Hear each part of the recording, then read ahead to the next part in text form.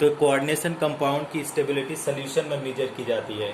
कि सोल्यूशन में मतलब ये होता है कि जब कोऑर्डिनेशन कंपाउंड को डिजॉल्व करेंगे वाटर में, तो उस केस में जब उसका क्या बोलते हैं कि जितना आपका इक्विलिब्रियम कांस्टेंट आएगा, अगर ज़्यादा इक्विलिब्रियम कांस्टेंट है तो उसकी स्टेबिलिटी ज़्यादा होगी। तो उसको लिख लेंगे स्टेबिलिटी ऑफ कोऑर्डिनेशन कंपाउंड, इस तरीके से एक हेडिंग डाल देंगे, that is stability of coordination compound. तो ये 1 मार्क क्वेश्चन के लिए अच्छा है, stability of coordination compound. Generally 1 mark question में बोर्ड में पूछा जाता है। तो स्टेबिलिटी ऑफ कोऑर्डिनेशन कंपाउंड का मतलब ये हुआ कि ग्रेटर द, ऐसे लिख देंगे, greater the equilibrium constant, greater the equilibrium constant, okay, equilibrium constants in aqueous solution, okay, aqueous solution, greater will be stability of complex, greater will be stability of complex। अब इसको समझने का थोड़ा सा ये है कि इसको समझना पड़ता है कि कैसे इसको अंडरस्टैंड करें। तो इसको अंडरस्टैंड करने का एक तरीका ये है कि जो भी हम लोग कंपाउंड ले रहे हैं, मान लीजिए हम एक एग्जांपल, फॉर एग्जांपल के लिए हम लोग Ml4 ले रहे हैं, Ml4। तो हम जब Ml4 को लेंगे तो मान लीजिए एक मेटल, ये क्या हुआ, पहले क्या होगा, एक मेटल होगा और एक लिगेंड से रिएक्ट करेगा और ये क्या बनाएगा, Ml, ओके। अब ये क्या है, मोलर कॉन्सेंट्रेशन में रहेगा, तो Ml बताया, और इसके लिए जो इक्विलिब्रियम कांस्टेंट है K1 होगा। अगर K1 को हम लोग डिफाइन करना चाहें, K1 को, तो क्या हो जाएगा, Ml स्क्वायर ब्रैकेट में होगा डिवाइडेड बाई आप कर सकते हैं M स्क्वायर ब्रैकेट में, L स्क्वायर ब्रैकेट में।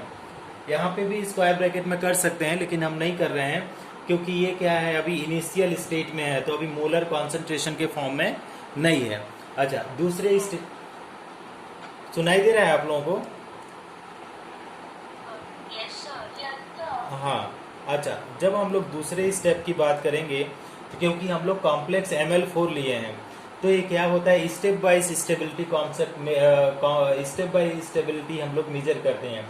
तो अब क्या लेंगे कि अब हम लोग Ml को लिया, ठीक, अब Ml को ले करके इसमें अगर एक और लिगेंड डाल दिया तो आपका जो बनेगा, ये क्या बन जाएगा, Ml2 बनेगा। अब इसके लिए क्या, इक्विलिब्रियम कांस्टेंट जो आएगा वो K2 आएगा, और K2 को अगर लिखना चाहें तो हम लोग कैसे लिख सकते हैं, Ml2 लिखेंगे और आपका यहाँ पे नीचे क्या हो जाएगा, Ml आएगा, Ml, और हमारे पास क्या हो जाएगा, एक और लिगेंड आ जाएगा, लाइक दिस, हाँ, L। अब इसी तरीके के, लेकिन हमारे पास कॉम्प्लेक्स क्या है, Ml4 कॉम्प्लेक्स है, तो अभी और 1-2 स्टेप और नीचे जाना पड़ेगा।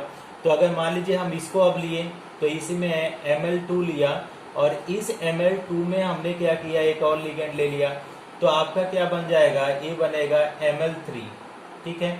अब Ml3 को लिया तो अगर इसका लिए K3 हम लिखेंगे, इसके लिए K3 इधर लिखते हैं, तो K3 इक्विलिब्रियम कांस्टेंट हम लोग कैसे लिख सकते हैं, इसको देखिएगा कि कैसे करेंगे कि आपका Ml3 हो जाएगा और इसके नीचे क्या लिख सकते हैं हम लोग, Ml2 प्लस आपका L आ जाएगा, प्लस तो नहीं लिखेंगे, प्रोडक्ट होता है, आपको पता होगा कि इक्विलिब्रियम कांस्टेंट का क्या होता है डेफिनेशन। और लास्ट में अब आएंगे तो ये क्या हो जाएगा, Ml3, इसके साथ एक और लिगेंड लेंगे, और लिगेंड, तो आपका आ जाएगा Ml4, ये हो जाएगा फाइनल। अब यहाँ पे अगर K4 लिखना चाहें, K4, तो K4 कैसे लिखेंगे, ये हो जाएगा आपका Ml4 होगा और नीचे क्या हो जाएगा, ये हो जाएगा Ml3। देखिएगा इसमें अभी तो एकदम बहुत इजी लग रहा है, लेकिन लास्ट में इसके साथ ट्रिक है, ठीक है, ये हो गया। अब होता क्या है कि इन तीनों में आपका जो K1 क्या होता है, K1 हो गया, कॉमा क्या हो गया, K2 हो गया, कॉमा K3 हो गया, एंड K4, ये जो सारे हैं K1, K2 एंड K4, इसको बोलते हैं स्टेप वाइज, इसको बोलते हैं step wise stability constant, stability constant. मतलब क्या हुआ कि जब भी हम लोग किसी भी कॉम्प्लेक्स का स्टेबिलिटी मेजर करते हैं तो उसको कैसे मेजर करेंगे, स्टेप वाइज करेंगे। तो ये आ गया कि K1 K2 K3 K4 होता है। अब आपको पता होगा कि जब हम लोग इसको, अगर हम लोग क्या किया कि इसी को हम स्टेप वाइज स्टेबिलिटी कॉन्सेप्ट को दूसरे हिसाब से समझते हैं। इसको थोड़ा सा एक स्क्रीनशॉट लो, तो हम थोड़ा सा इरेज करेंगे कुछ पोर्शन इसमें का। हाँ, तो अब हम लोग क्या कर रहे हैं कि इसको हम लोग इरेज कर रहे हैं, देखिएगा यहाँ पे। अब इसको क्या करिए कि ओवरऑल स्टेबिलिटी कॉन्सेप्ट को मेजर करने के लिए इसको क्या कर रहे हैं, ऐड कर रहे हैं, सारे को ऐड कर रहे हैं। तो अगर आप ऐड करेंगे तो देखिए ये ml है और ये ml है, राइट और लेफ्ट साइड में कट जाएगा। ये ml2 है और ये ml2 है, कट जाएगा। ये ml3 है और ये ml3 कट जाएगा। तो अब जो बचेगा वो क्या बचेगा, एक मेटल है और कितने लिगेंड है, 1 2 3 4। तो आपका क्या हो जाएगा, 4 लिगेंड। और ये कंबाइन करेंगे तो कौन सा इस साइड में बचा, 3 तो कट गया, तो बचा क्या, ml4। ये जो है ml4, इसका जब अब आएगा, इसको लिखते हैं बीटा से। इसको ml4 को हम लोग लिखते हैं बीटा से लिखते हैं। और ये जो ml4 का जब हम इक्विलिब्रियम कांस्टेंट मेजर करने की कोशिश करेंगे तो उसका क्या आ जाएगा, देखिएगा। इसको थोड़ा सा हम इरेज ही कर देते हैं कि बीटा इजकल टू, देखिएगा दिखाई देगा, बीटा इजकल टू क्या लिख सकते हैं हम लोग कि ml4 ऊपर आएगा, मार्कर ही नहीं चल रहा है, तो क्या हो जाएगा ml4, beta is equal to ml4 divided by क्या हो जाएगा m, और इसके नीचे क्या हो जाएगा l की पावर में क्या हो जाएगा 4। ये हो जाएगा बीटा। अब बीटा को यहाँ पे क्या बोला जाता है, अगर आप धीरे धीरे थोड़ा थोड़ा समझेंगे तो बीटा इसमें क्या है, बीटा को क्या बोला जा रहा है, K1 K2 K3 K4, तो स्टेप वाइज स्टेबिलिटी कॉन्सेप्ट है, कांस्टेंट है। अगर बीटा की बात करें तो इसको बोला जाता है overall stability constant, overall stability constant, stability constant. अब इसमें क्या है, रिलेशन पूछा जाता है, ओवरऑल स्टेबिलिटी कांस्टेंट। अब इसमें रिलेशन पूछा जाता है कि step wise stability constant and overall stability concept में, कांस्टेंट में क्या रिलेशन है। तो देखिए अब इसमें हुआ क्या कि हम लोग ओवरऑल स्टेबिलिटी कॉन्सेप्ट कैसे, कांस्टेंट कैसे लाए हैं कि जब आपका स्टेप वाइज स्टेबिलिटी कांस्टेंट को अगर जोड़ दिए हैं तो हमारे पास क्या है, ओवरऑल स्टेबिलिटी कॉन्सेप्ट कांस्टेंट आया है। बात समझ रही है मैत्री, समझ में आ रहा है? कि जब हम स्टेप वाइज स्टेबिलिटी कांस्टेंट को अगर जोड़ेंगे तो हमारे पास जो आएगा ओवरऑल स्टेबिलिटी कांस्टेंट आएगा, ठीक। अब ओवरऑल स्टेबिलिटी कांस्टेंट को और इसमें क्या करते हैं, रिलेशन होता है। तो जो लोग इक्विलिब्रियम चैप्टर अच्छे से पढ़े होंगे 11th में, तो उनको समझ में आएगा कि अगर हम क्या करते हैं, when equilibrium constant, okay, when equation, better करिए, when equation of EQUA, equation of equilibrium added, equilibrium क्या करते हैं, जब हम इक्विलिब्रियम का इक्वेशन एडेड करते हैं, when equation of equilibrium added, तो उसमें क्या हो जाता है, देन रेट कांस्टेंट, तब क्या होता है, रेट कांस्टेंट क्या होता है, कोई बताएगा, रेट कांस्टेंट मल्टीप्लाइड, ठीक है। तो ये तो रूल है, तो इसमें मल्टीप्लाइड हो जाता है। तो देखिए क्या रिलेशन आएगा, तो अगर हम बीटा को बोल रहे हैं कि ये ओवरऑल स्टेबिलिटी कांस्टेंट है, तो इसका क्या हो जाएगा, K1 मल्टीप्लाई बाई क्या हो जाएगा, K2 multiply by K3 and K4। अब ये हो गया हमारा रिलेशन, किसमें कि आपका बीटा, आपका इसमें क्या है, overall stability constant and K1 K2 K3 step by stability, ये हमारा ये हो गया रिलेशन। अब अगर इसको पूरा लिखना चाहें तो क्या लिख सकते हैं, बताइए तो मैत्री, क्या लिखेंगे, इसके इक्वल टू में हम लोग क्या लिख सकते हैं कॉन्सेंट्रेशन के टर्म में, ये लिखें, ये लिखें, ये लिखें, ये लिखें, क्या लिखें, ये लिखें, कौन सा लिखें, 5 है, A K1 K बीटा। तो बीटा वाला अगर हम लिखेंगे यहाँ पे तो हम लोग, हाँ, ml4, तो यहाँ पे लिख सकते हैं ml4 डिवाइडेड बाई क्या हो जाएगा, m एक ब्रैकेट में और दूसरे ब्रैकेट में L का 4 टाइम्स हो जाएगा, ओके। तो ये हो जाएगा आपका रिलेशन। अब इसके ऊपर आपको कभी कभी क्वेश्चन पूछ देता है कि 4 कॉम्प्लेक्स को दे देगा, 4 ना पूछेगा कि कौन सा सिंपल सा देगा, स्टेबिलिटी कॉन्सेप्ट का वैल्यू देगा कांस्टेंट का, पूछेगा कि कौन सा कॉम्प्लेक्स ज्यादा स्टेबल होगा, तो greater the stability constant greater will be the stability.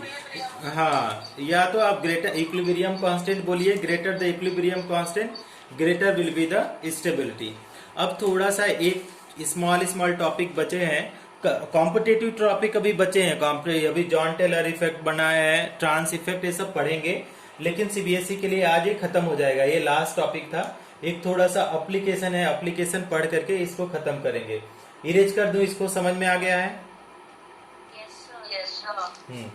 तो हम इसको इरेज कर देते हैं और थोड़ा सा एप्लीकेशन देख लेते हैं कि इसमें क्या है कि ये जो कोऑर्डिनेशन कंपाउंड है इसका एप्लीकेशन थोड़ा सा इंपॉर्टेंट है।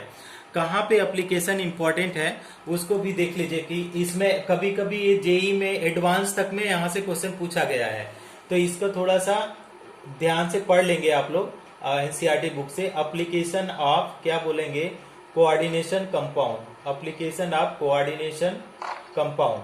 तो क्या क्या एप्लीकेशन है इसको देख लेते हैं। दो चार एप्लीकेशन मैं बता देता हूं, जो जो एग्जाम में पूछे जा चुके हैं उनको हम बता रहे हैं।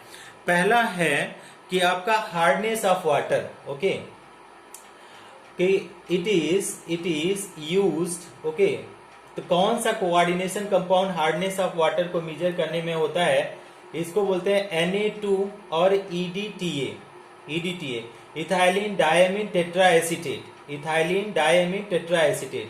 Na2EDTA इज यूज्ड, क्या करता है, इज यूज्ड टू मेजर, क्या करने में, major the hardness of water, major the hardness of water, ठीक है, हार्डनेस ऑफ वाटर। अब बताइए हार्ड वाटर में कौन कौन से आयन होते हैं, कोई बताएगा? कौन कौन में आयन होते हैं हार्ड वाटर में? सर वो क्रिप्ट ऑफ समथिंग, कौन होता है, आप बताइए।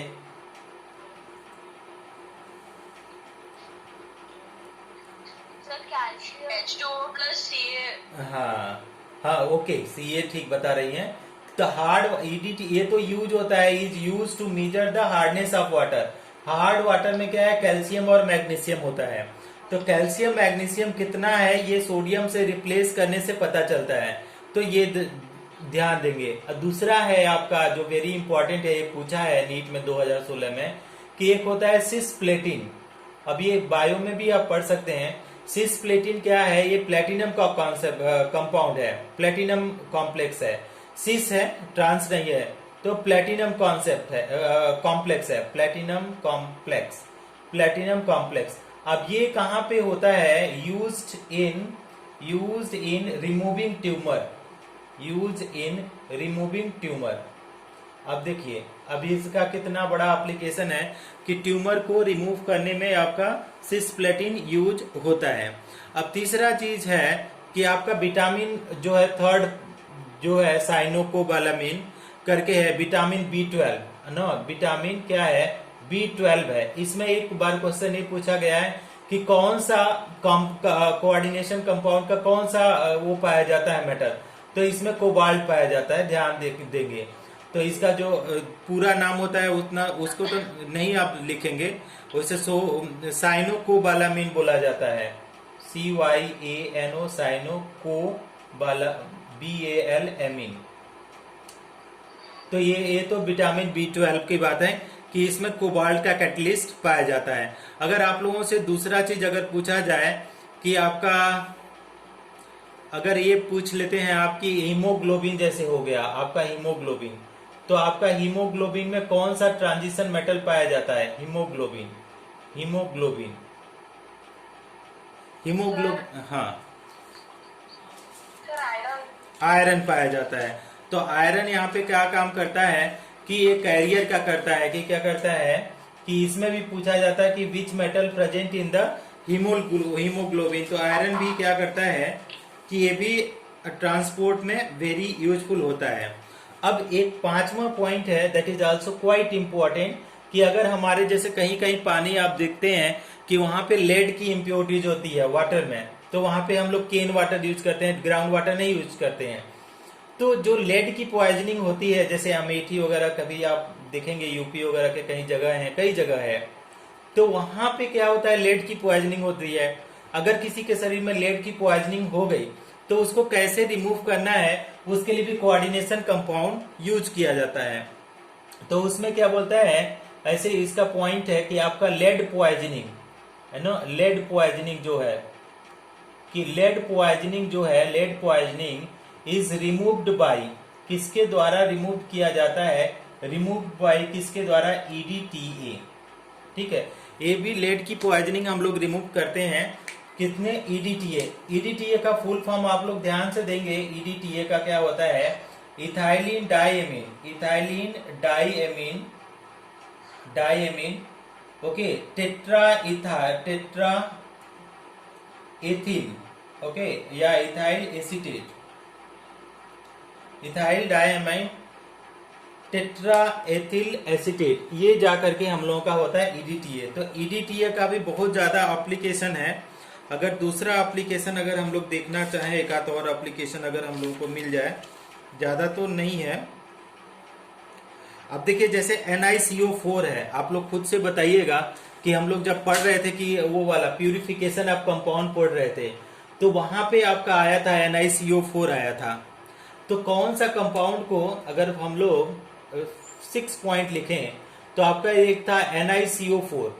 तो ये NiCO4 कौन से कॉम्प्लेक्स को हम लोग मेजर करने के लिए, किस कॉन्सेप्ट, कौन से कंपाउंड, कौन से मेटल को हम लोग ये प्यूरिफिकेशन में यूज करते थे,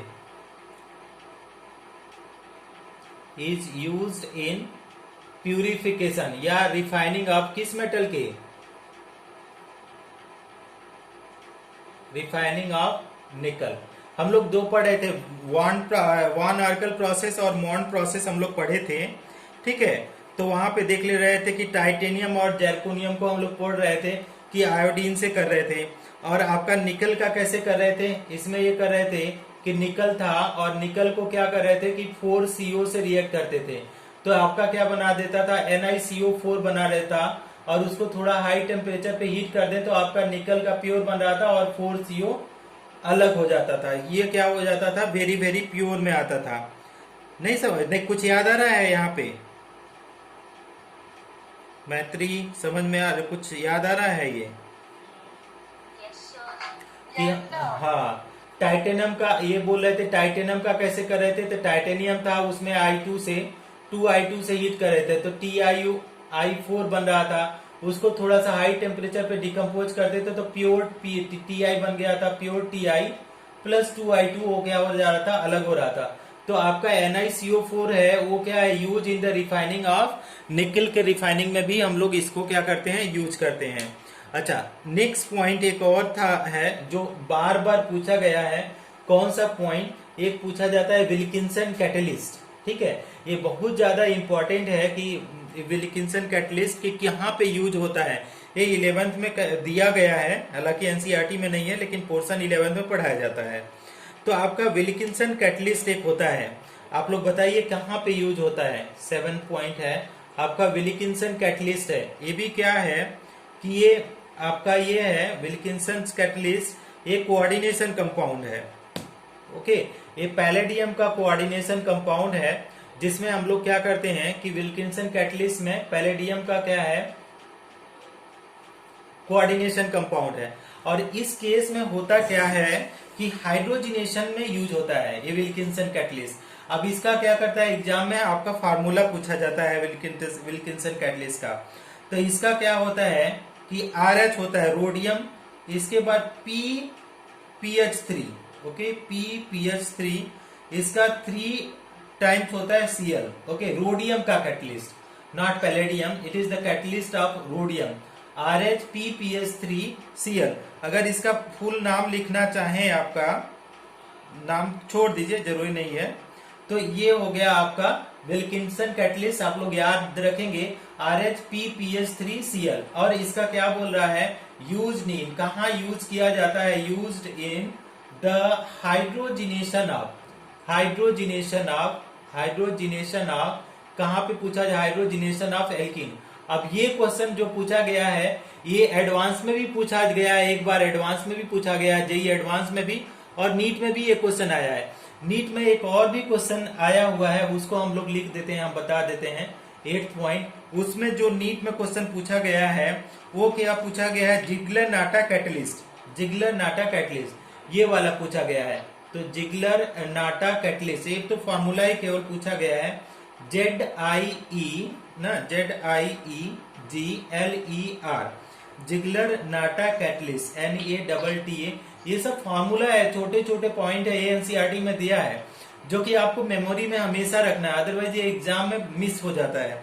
तो जिगलर नाटा कैटलिस्ट का फार्मूला होता है TiCl4, ओके, TiCl4, और इसके साथ क्या होता है कि एल्युमिनियम क्या होता है, एल्युमिनियम का क्या होता है, AlC2H5, AlC2H5, ये 3 टाइम होता है। तो ये क्या है कि कॉम्प्लेक्स कंपाउंड है किसका, टाइटेनियम का कॉम्प्लेक्स कंपाउंड है। इसका नाम बोला जाता है कि tetra chloro titanium plus try ethyl aluminium, C2H5 ethyl है, 3 बार है, ट्राई इथाइल एल्युमिनियम, ये हो गया। अब ये कैसा है, हेट्रोजीनियस कैटलिस्ट है। अब यहाँ पे यूज होता है, यूज इन पॉलीमराइजेशन ऑफ, ये अभी आएगा एक बार, लेकिन इसको यहाँ पे याद रखिएगा, polymerisation of ethene to polythene. तो जब भी आपका पॉलीथीन बनता है तो आपका जिगलर नाटा कैटलिस्ट यूज होता है। That is too much important, that we have to keep in mind. तो थोड़े थोड़े ये जो पॉइंट है आप लोग क्या करिएगा, मेमोराइज करने की कोशिश करिएगा कि किस तरीके से आप लोग मेमोराइज कर सकते हैं। तो ये चैप्टर आपका अब होता है सीबीएसई बोर्ड के लिए, तो खत्म हो गया, बोर्ड के एग्जाम के लिए खत्म हो गया। कल हम लोग 2 कॉन्सेप्ट पढ़ के इसको खत्म कर देंगे। एक है जॉन टेलर इफेक्ट, अभी उसको नहीं चालू करते हैं, कल ही चालू करेंगे। जॉन टेलर इफेक्ट पढ़ाना है, और एक और पॉइंट पढ़ाना है कि ट्रांस इफेक्ट। 2 स्मॉल हेडिंग है, तो कल पढ़ा करके इसको खत्म कर देंगे। इसके बाद हम लोग करेंगे न्यूमेरिकल। आप लोग एनसीईआरटी के क्वेश्चन करो, और एनसीईआरटी के क्वेश्चन मैत्री आपका जो डी ब्लॉक वाला था, डी ब्लॉक नहीं, किसी चैप्टर का आपने पूछा था, उसको मैं सॉल्व करके भेज दूंगा। अब थोड़ा बहुत टाइम है तो उसको करके भेज दूंगा। अभी पेपर ऊपर सेटिंग चल रहा है ना, इसलिए थोड़ा टाइम कम मिलता है, तो इसलिए आपका नहीं कर पाया। और कोऑर्डिनेशन कंपाउंड का आप फिर से आप चालू हो जाओ, क्वेश्चन नंबर 1 से लेकर के सारे क्वेश्चन करो, और जो जो क्वेश्चन नहीं बन रहा है वो क्वेश्चन का मुझे बताओ, ठीक है, नंबर बता दो। I will try to make a video and I will share it to you, ठीक है। तो आज से तो आप लग जाओ इसके ऊपर। ये चैप्टर खत्म हो गया है। अब इसके ऊपर थोड़ा कुछ न्यूमेरिकल हम करके देखते हैं कि आप लोगों को कोई बनता है कि नहीं, ठीक है। तो 1 second, let me check out the numerical. इसके बाद ये है आइसोमेरिज्म, तो हमको पढ़ना नहीं है, कि आइसोमेरिज्म पे बाद में कर लेंगे। जो टॉपिक चल रही है उसी पे, मेटल कार्बोनिल स्टेबिलिटी हो गया, और क्या हो गया। प्लीज वेट ना, I am searching the questions, let me check अगर कोई क्वेश्चन मिल जाए करने के लिए हम लोगों को।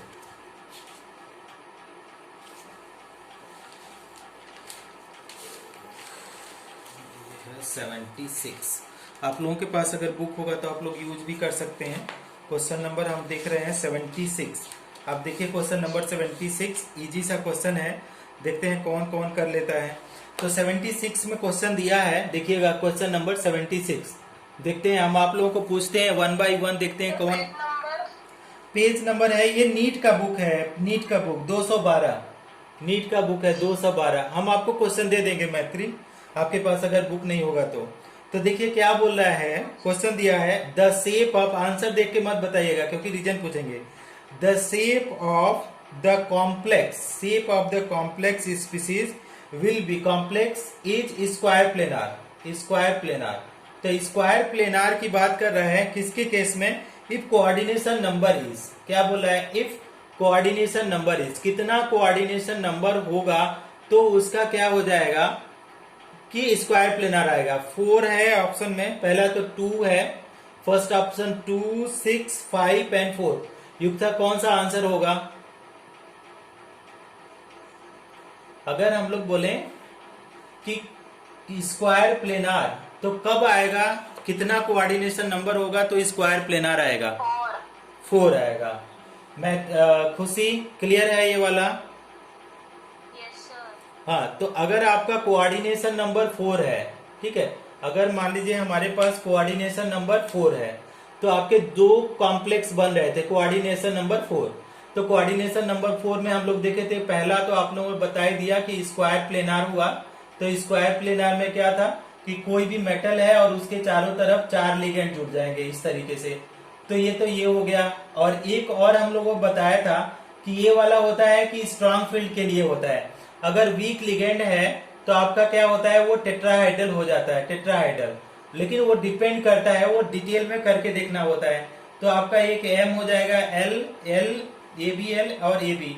तो या तो टेट्राहाइड्रल होगा या तो स्क्वायर प्लेनार होगा। अगर मान लीजिए कोऑर्डिनेशन नंबर 5 है तो क्या होगा युक्ता, क्या होगा कोऑर्डिनेशन नंबर 5 के केस में क्या होगा स्ट्रक्चर? खुशी Sir, खुशी अगर कोऑर्डिनेशन 5 है तो क्या होगा स्ट्रक्चर? मैत्री क्या होगा? sir, trigonal bipyramid. हाँ, अगर 5 है तो ये क्या हो जाएगा, ट्राइगोनल बाइपिरामिडल, ट्राइगोनल बाइपिरामिडल। ये सब ध्यान रखिएगा, इजी इजी चीजें हैं ना। ट्राइगोनल बाइपिरामिडल तो आपका क्या हो जाएगा, मेटल यहाँ पे होगा और एक ट्रायंगल बना दीजिए ट्रायगोनल। तो इस तरीके से ट्रायंगल बन गया और ऊपर में एक लिगेंड, एक नीचे में लिगेंड। तो this is L, this is L, this is L, this is L, this is L. तो ट्राइगोनल बाइपिरामिडल। अगर मान लीजिए खुशी कोऑर्डिनेशन नंबर 6 है तो क्या होगा, कोऑर्डिनेशन नंबर 6 है तो शेप कैसा होगा खुशी? अगर कोऑर्डिनेशन नंबर 6 है तो कैसा स्ट्रक्चर होगा युक्ता? कोऑर्डिनेशन नंबर 6, हाँ, क्या होगा स्ट्रक्चर कोऑर्डिनेशन नंबर 6 में? Octahedral. हाँ, ऑक्टाहाइड्रल। तो इतना टाइम क्यों लगा रहे हो? तो कोऑर्डिनेशन नंबर 6 में क्या हो जाएगा, ऑक्टाहाइड्रल। ऑक्टाहाइड्रल में आपको पता ही है, आराम से आप कर लोगे कि स्क्वायर प्लेनार है और उसके ऊपर हम लोग क्या कर देते हैं कि एक और लिगेंड जोड़ देते हैं। इस तरीके से ऑक्टाहाइड्रल का स्ट्रक्चर आता है। तो आपको इस तरीके से क्वेश्चन, एक क्वेश्चन तो एक है, अब एक और क्वेश्चन लिखो और देखते हैं कौन आंसर करता है। समझ में आ गया ना? ये तो ऑलरेडी था, मेमोरी बेस्ड क्वेश्चन था, आराम से कई बार आप लोगों ने पढ़ चुके हैं। अच्छा, एक और क्वेश्चन करिए।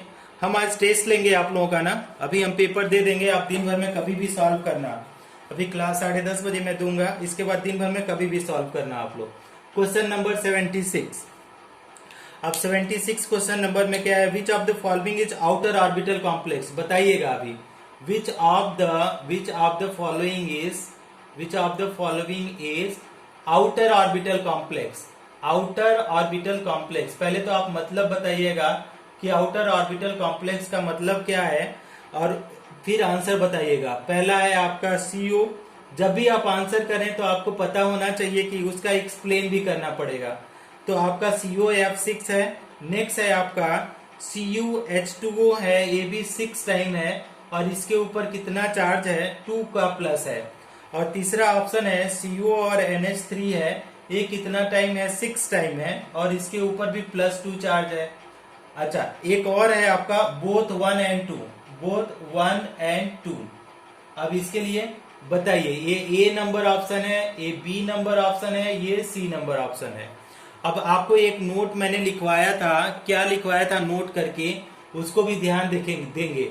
नोट मैंने बताया था before water, okay, before water क्या होते हैं, लिगेंड्स आर क्या होते हैं, वीक और स्ट्रॉन्ग?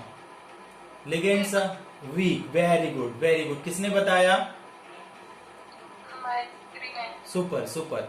तो after water ligands are strong होंगे।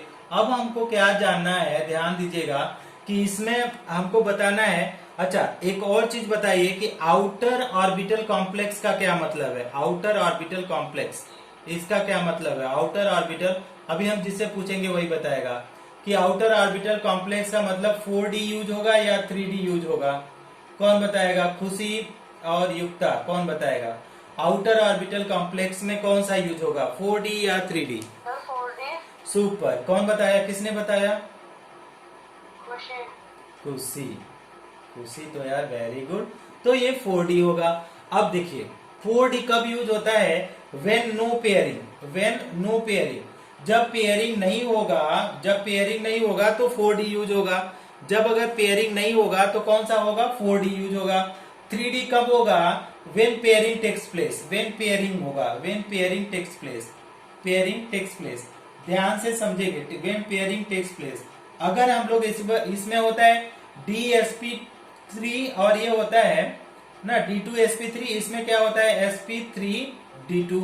अब इसको ध्यान से समझिएगा, क्योंकि इसके ऊपर तो 1000 क्वेश्चन बन सकते हैं। कोई भी कॉम्प्लेक्स देगा, अगर आप लोगों को के पास अगर नॉलेज है तो आप आराम से किसी एकदम ट्रिक से कर सकते हैं। अगर आपने प्रैक्टिस नहीं किया है तो it would be the difficult to answer it. अब इसमें है क्या कि कैसे, बताइए हम लोग कैसे कर सकते हैं इसमें, कि वाटर भी आपका क्या है? Water, before water ligands are weak, including a water भी इसी में आता है, वीक में ही आता है। तो अच्छा बताइए कि when no pairing takes place, अगर पेयरिंग नहीं है तो किस केस में पेयरिंग नहीं होगा? वीक या स्ट्रांग के केस में? किस केस में पेयरिंग नहीं होगा? जब लिगेंड वीक होगा तब पेयरिंग नहीं होगा, या स्ट्रांग होगा तब पेयरिंग नहीं होगा? खुशी बताओ। सर वीक होगा तब। हाँ वेरी गुड। किसने आंसर किया? खुशी। खुशी। जब आपका वो क्या होगा? वीक होगा तो वेन नो पेयरिंग, तब पेयरिंग नहीं होगा। अगर वो स्ट्रांग हो जाएगा तो पेयरिंग हो जाएगा। अब इसमें से इसको देखो, अब इसमें देखो कि कौन कौन कॉम्प्लेक्स जो है, 3 ही तो दिए हैं, तो कौन वीक होगा कौन स्ट्रांग होगा? आप देख करके बताओ। F है, वाटर है और NH3।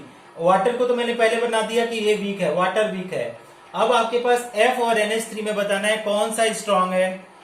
मैत्री, F स्ट्रांग है कि NH3 स्ट्रांग है? मैत्री, हम बताए थे NH3 ये स्ट्रांग हुआ। ठीक, अगर ये स्ट्रांग हुआ तो पेयरिंग हो जाएगा।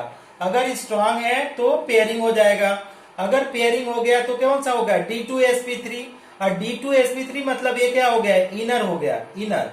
और अगर ये दोनों क्या है? ये और ये वीक है, तो ये तो पेयरिंग होगा नहीं। तो पेयरिंग नहीं होगा तो ये कौन सा कॉम्प्लेक्स बनाएगा? आउटर। ठीक है, हाँ। ये वाला किसका है? ये वाला नीचे वाला इनर का है। तो ये समझ लीजिए कि आपका तो फिर कौन सा ऑप्शन होगा करेक्ट ऑप्शन? अगर आप बताएं तो कौन ऑप्शन करेक्ट होगा? Sir option D. Option D. Option D is correct option. Both 1 and 2 are, water भी वीक है और Fe भी वीक है, तो दोनों तो पेयर नहीं कर पाएंगे डी ऑर्बिटल में, तो लास्ट वाला डी ऑर्बिटल इन लोगों को यूज करना पड़ेगा। तो ये होगा आंसर। एक और क्वेश्चन आप करके बताना, थोड़ा सा मैं देखता हूं समझ में आ गया युक्ता? Yes sir. हाँ, एक और क्वेश्चन करो। आज मैं क्वेश्चन दूंगा, आप लोग क्वेश्चन करके मुझे बताना, आंसर करना। जो नहीं आएगा उसको भी बताना।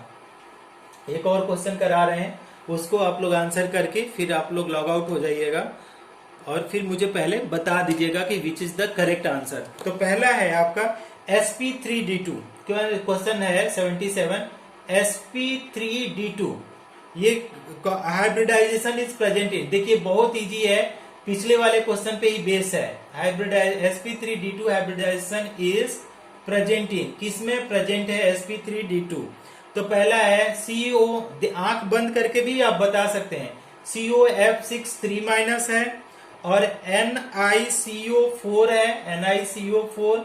ठीक, एक है आपका CONH3 6 टाइम है, CONH3 6 टाइम है, इसके ऊपर प्लस का 2 है। और एक और कॉम्प्लेक्स है NiCN, ये कितना है? 4 टाइम है, और इसके ऊपर कौन सा चार्ज है? -2। तो this is A, this is B। और युक्ता कौन सा आंसर होगा? Yukta which is the correct answer? जल्दी बताओ, नहीं कट जाएगा ये। क्या बोलते हैं? सर हाँ, सी। C।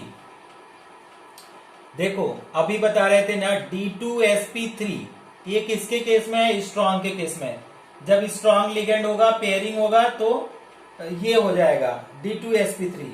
ठीक, अगर हम लोग sp3d2 लास्ट में D आ रहा है तो ये किस केस में आएगा? वीक के केस में है। वीक लिगेंड के केस में।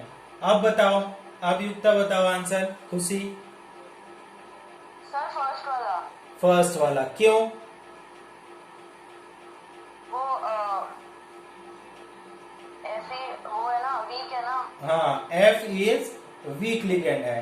तो जब एफ वीक लिगेंड हो जाएगा तो ये पेयरिंग नहीं करेगा, तो पेयरिंग नहीं करेगा तो ये D2 लास्ट में चला जाएगा। और इसमें क्या होगा, पेयरिंग कर लेगा तो D ऑर्बिटल भी यूज कर देगा 3D वाला। ये इसमें 3D नहीं यूज होगा, ये 4D यूज करेगा। तो ये वाला फर्स्ट वाला आएगा। तो इसी तरीके से आप क्वेश्चन करिएगा। हम 10:30 को आप लोगों को क्वेश्चन देते हैं, है ना? Okay sir. हाँ ओके। हम अभी 11th को पढ़ाना है मुझे, तो आप लोग अब जा सकते हैं। अभी